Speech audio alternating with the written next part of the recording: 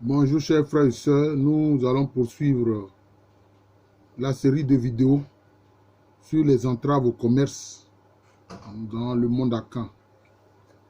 Alors, les informations recueillies concernant les interlopes, c'est-à-dire les compagnies les privés qui ne dépendent pas de compagnies souvent officielles soutenues par des États européens, réalisaient entre 10 et 14 jours un bénéfice entre 40 et 50 marques d'or.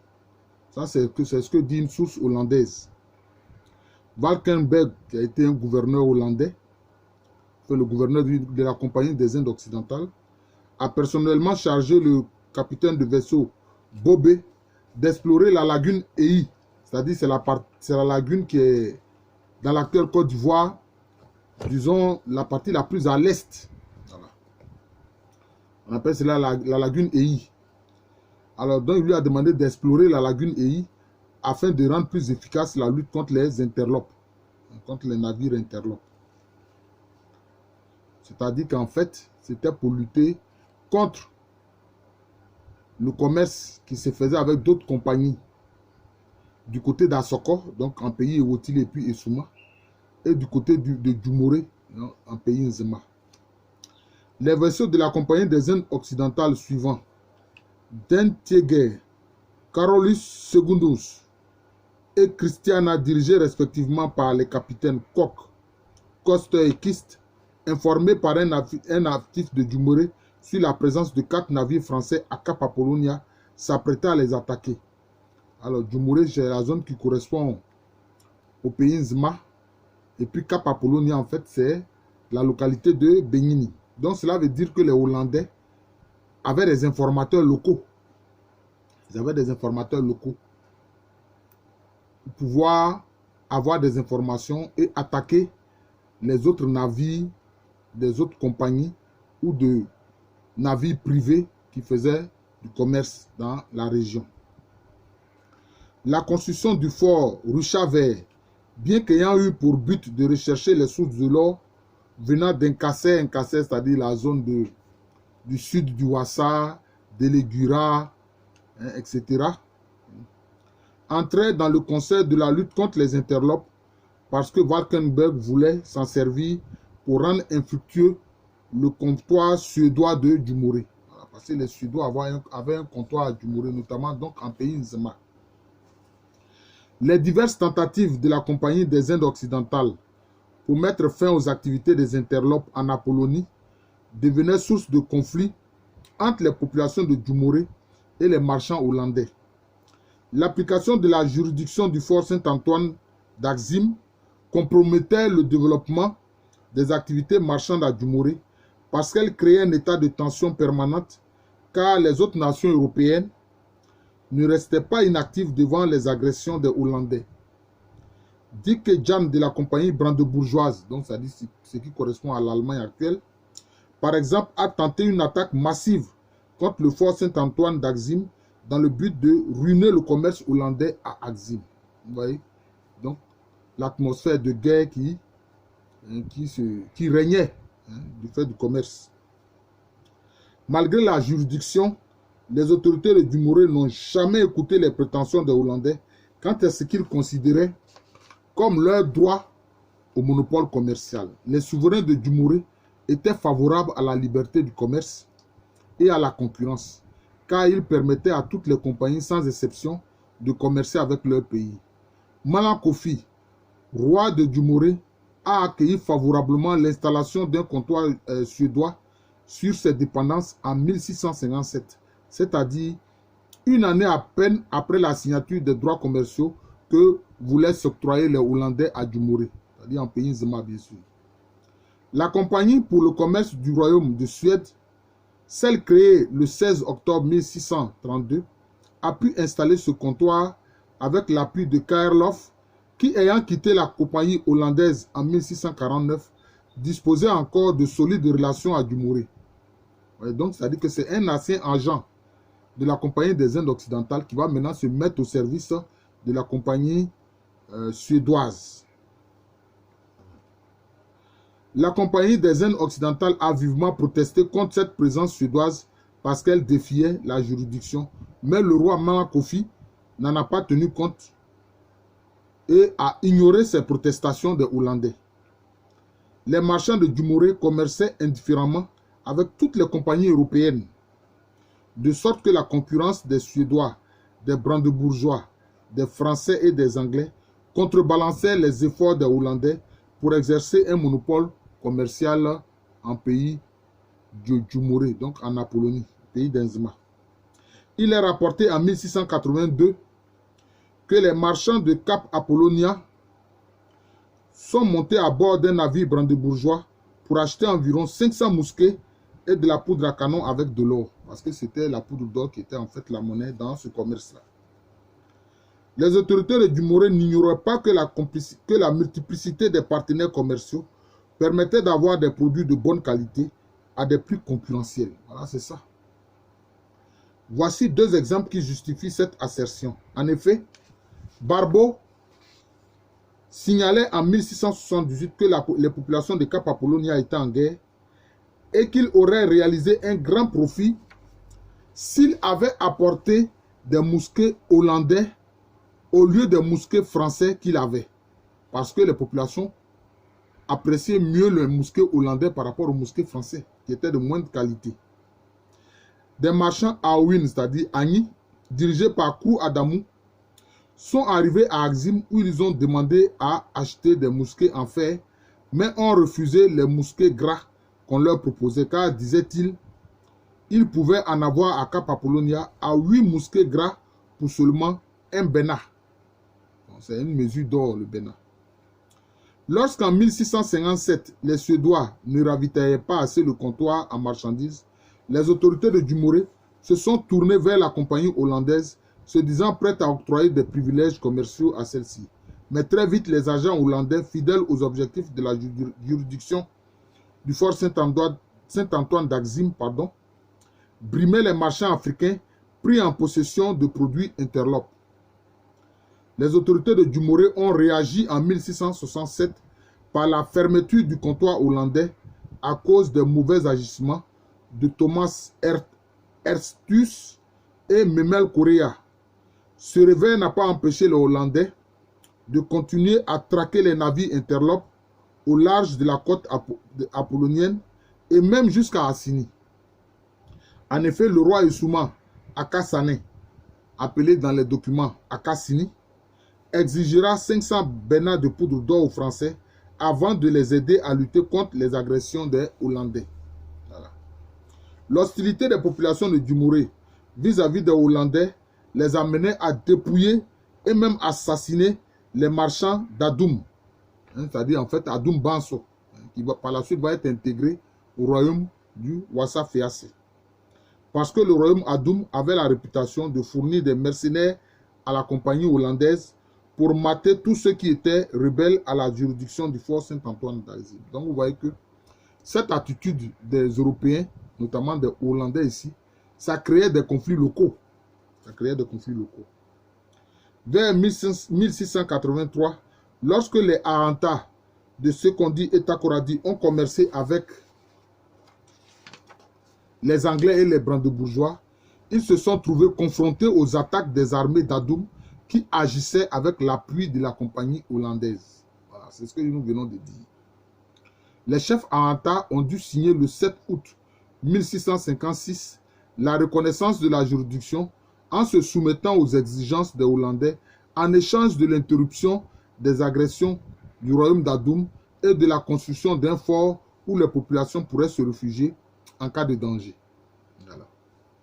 De même, les évalueurs d'Axim, en 1647, refusant d'arrêter le trafic des tissus Kwakwa, comme l'exigeait la compagnie hollandaise, ont hissé le pavillon anglais, mais Henri Karloff a rétabli l'autorité de celle-ci avec l'aide des armées d'Inkasser, c'est-à-dire ici du Wassa Féassé, qui au XVIIe siècle cherche à s'affirmer comme la puissance dominante sur l'ensemble du sud-ouest de la Côte de l'Or. Voilà. Donc c'est cela. Donc vous voyez que les populations jouaient justement de la concurrence entre les compagnies européennes.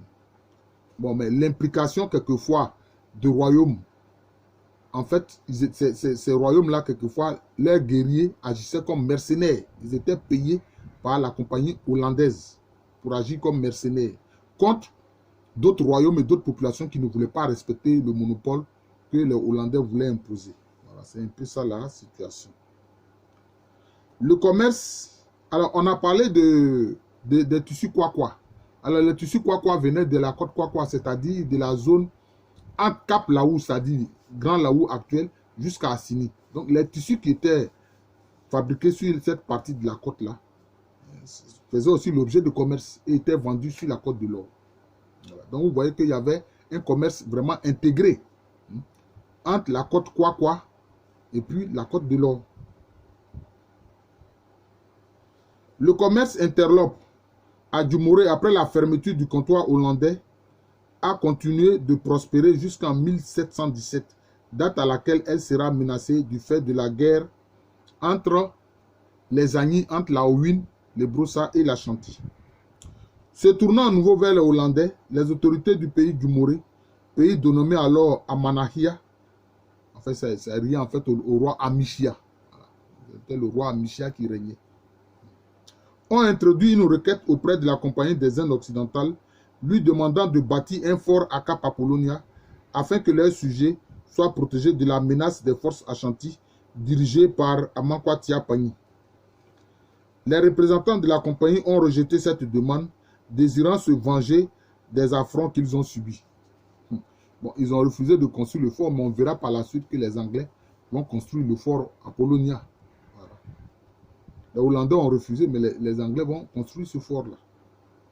Au début du XVIIIe siècle, la présence des Britanniques sur le littoral de Djumoré est devenue de plus en plus forte, de sorte qu'ils en sont devenus les plus grands fournisseurs en marchandises. Les Hollandais, inquiets de cette situation, ont cherché à briser une fois pour toutes l'indépendance de la politique commerciale des autorités d'Amanahia, c'est-à-dire c'est le pays Nzima. Aussi ont-ils conclu un traité le 27 avril 1762 avec le roi Amondoufou Pagny du Sanvi afin qu'ils conjuguent leurs efforts militaires pour mettre fin à la concurrence anglaise. Vous voyez, là encore, les Hollandais s'en vont solliciter le roi Agny du Sanvi. Voilà. En 1765, l'armée hollandaise disposant d'une forte artillerie a tenté de passer l'Ankobra pour envahir la Manahia, c'est-à-dire le pays Nzima. Mais elle a essuyé une cuisante défaite grâce à la résistance farouche du roi Amichia Angola et ses sujets ont opposé. Donc le roi Amichia Angola du pays Nzima et puis ses sujets ont repoussé l'attaque des Hollandais. Amichia Angola, devant le danger qu'a fait peser cette agression sur son pays, a sollicité auprès des Anglais la construction du fort qui sera dénommé Fort Apollonia. Voilà, c'est ce que je vous disais tout à l'heure. Sans pour autant compromettre l'indépendance politique et commerciale de son royaume. Voilà. Nos ancêtres étaient conscients de la souveraineté. En 1687, Suez passe un accord avec Bonzo, le roi de la Renta, en vue de donner à la compagnie hollandaise un monopole commercial. Cependant, le commerce brandebourgeois, c'est-à-dire donc allemand, continuera de prospérer à Pokeso et le commerce anglais a prospéré à Dieskov. Or, tous ces comptoirs-là font partie du royaume Aranta. L'amiral de Richter va mener une guerre sanguinaire contre les concurrents anglais. Il attaquera le fort anglais à Takoradi et passera au fil de l'épée les agents qui y étaient. Vous voyez, donc c'est cela. Donc cet amiral hollandais là va tuer les agents anglais qui étaient justement dans le fort de Takoradi. En 1750, les Hollandais vont attaquer le fort anglais de Dieskov. C'est un navire français venu de Nantes qui empêchera la prise du fort. Les Hollandais, au cours de cette attaque, avaient bénéficié de l'appui du chef de Boutry. Or, Boutry, bon, que les Nzima appellent Ewudulo, est un chef qui fait partie du royaume Aranta. Donc, vous voyez que quelquefois, quand certains chefs étaient payés comme mercenaires, bon, ils agissaient pour l'intérêt de la Hollande.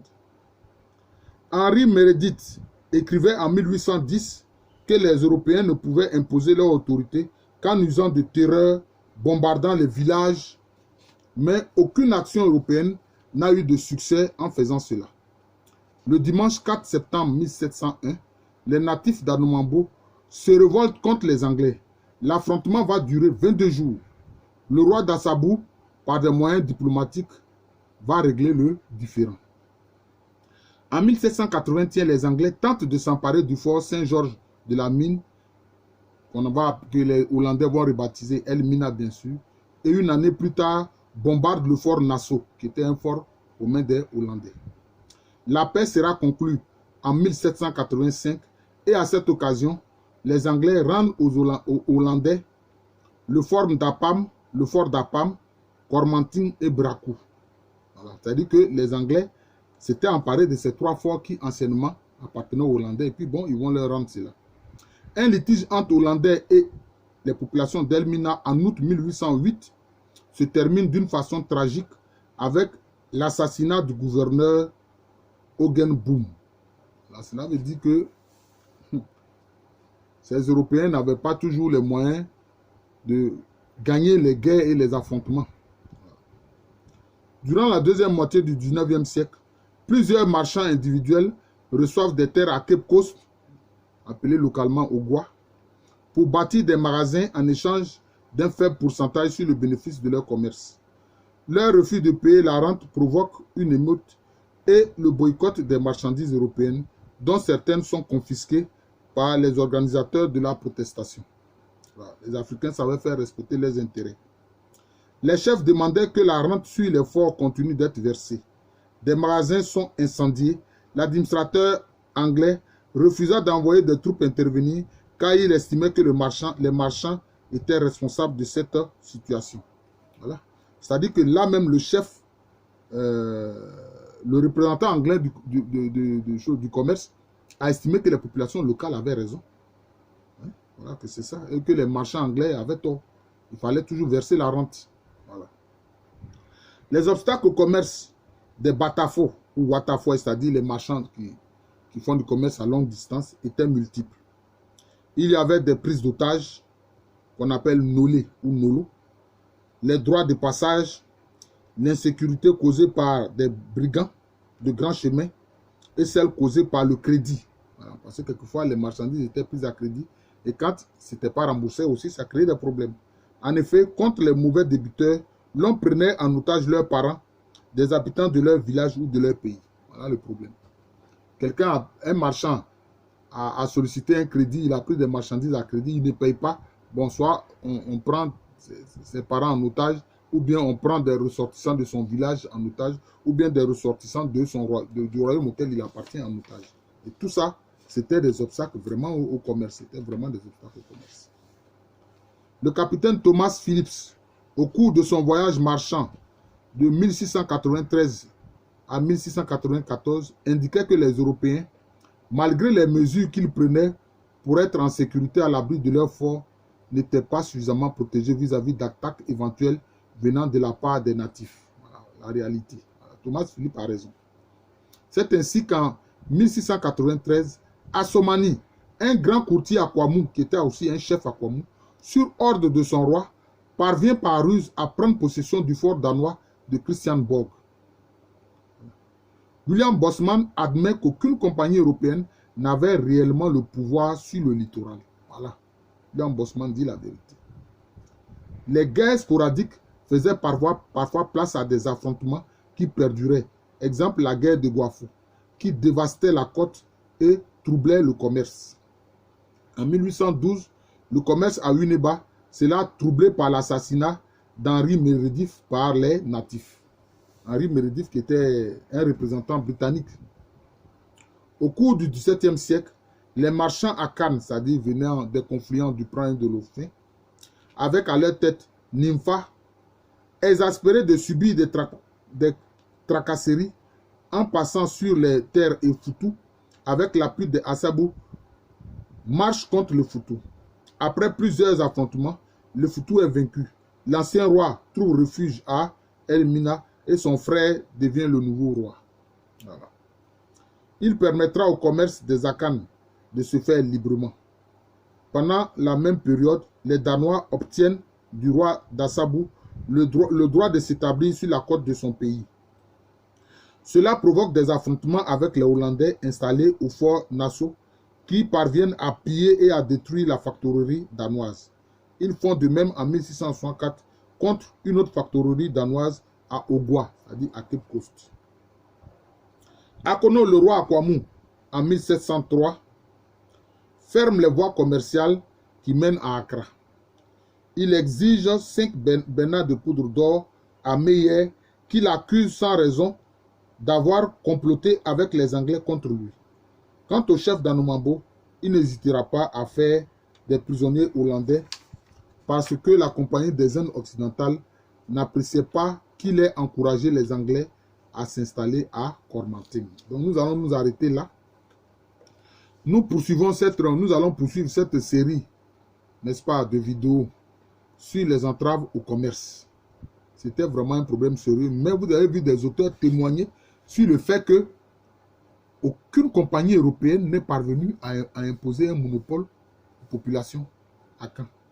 Aucune compagnie. Je vous remercie. Je suis le professeur Alou Kwame René, professeur titulaire d'histoire à l'université Félix Houphouët-Boigny, université qui est à Abidjan.